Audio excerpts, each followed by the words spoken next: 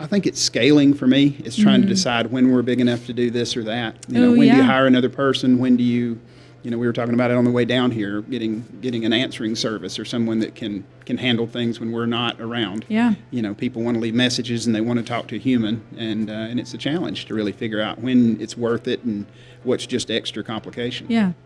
It's interesting. Sometimes you think it's the big decisions, right? Like getting a building or something like that. But a lot of times it comes down to the small decisions of, okay, well, we have the standard of customer service, and if we want to keep that, we have to have a human answer the phone. It can't be a machine. Yeah. So that's interesting.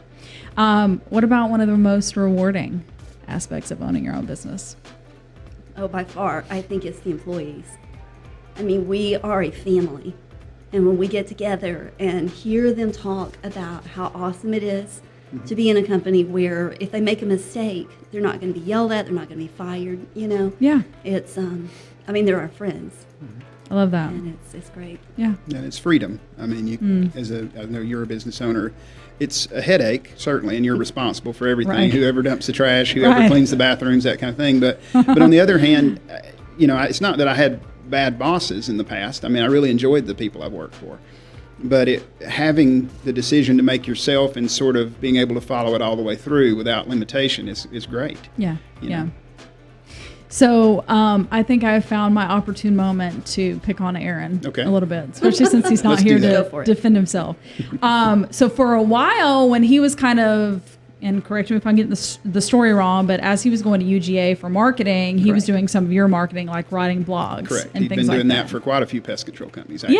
Yeah. So tell us about that, like how kind of working with your son and... Well, he wanted to make money, and he wanted to start his own business back when he was in high school. Yeah. And so his older brother had written for me a little bit, but he's a doctor, and his whole thing was very clinical. Everything was a reference to something, and it was very dry. And so it was great. It was content. I had to have some stuff. Well, Joshua's a very technical person, and he really enjoys giving you all the details, which is great. Yes. And that's kind of how I am sometimes. But Aaron has a flair for writing, as you probably know, and so he added a lot of that to it as he went through. And so his blogs were funny and fun to read, and seemed to be catching on. I got a lot more hits on those than I did on anything else. Nice. So.